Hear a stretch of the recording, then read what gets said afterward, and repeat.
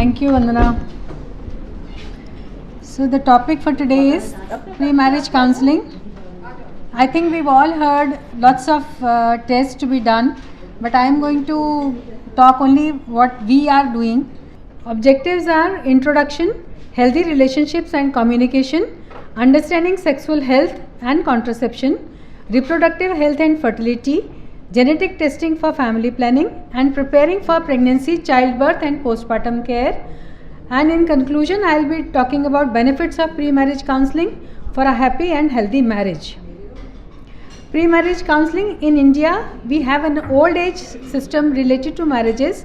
The girl and the boy, they meet each other, then their families meet, and after a total of 3 meetings, they decide to get married. Even before the girl and the boy meet, their kundlis meet each other, and once the kundlis match, then they are considered suitable for marriage.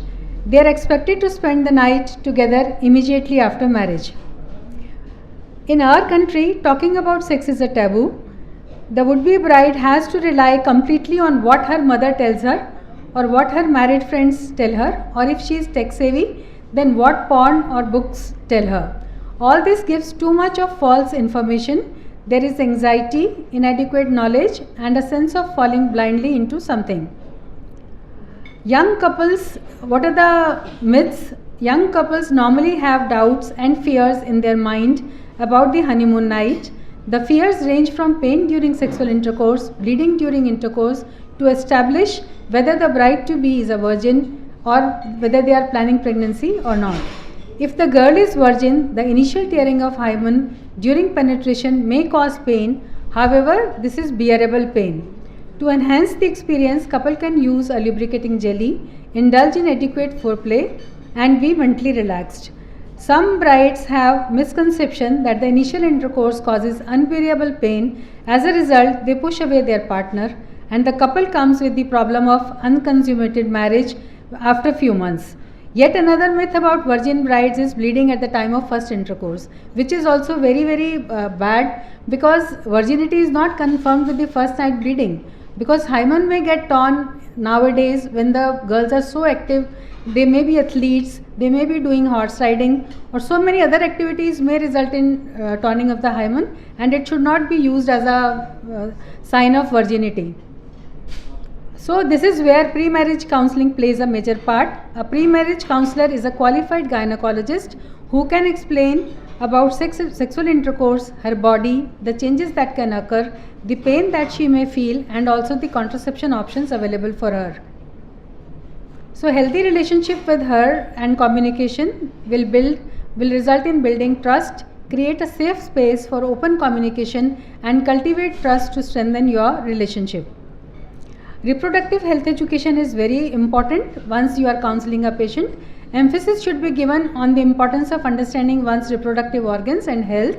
Discuss the normal menstrual cycle, because most of the girls, they don't even know what normal menstrual cycle is, and the ovulation, how it occurs and what time is of the period it happens, and the basics of fertility to help the couple make decisions about family planning. Since there are lots of rituals before marriage, the girl might want to prepone or postpone her periods, and the gynecologist can help her for the same.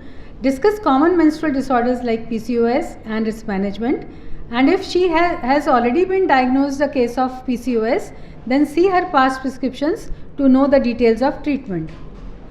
Sexual health awareness. Lifestyle has changed tremendously in past few years. People are more experimental, open-minded, and basically a lot more free about things. There is increased incidence of premarital sex, alcohol consumption, smoking and drugs. Openly discuss sexual health, including safe sexual practices, contraception, and the prevention of sexually transmitted infections.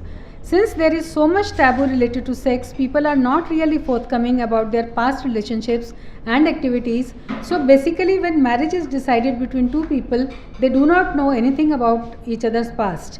If the couple plans to have children, then guidance on preconception care should be given, and discuss the importance of balanced diet and folic acid supplementation before conception. Emphasize consent. Stress the importance of consent in intimate relationship. Explain that both partners must be willingly agree to engage in sexual activity, and consent should be ongoing and enthusiastic. No marriage before 18 should be specified, as we know all from the POCSO Act. Various issues including gender equality, liberalization and opening up of society, women adopting equal responsibility as breadwinner, nuclear families, demanding lifestyle, extremely cutthroat competitive world and stresses and strains of day-to-day life are discussed during the session.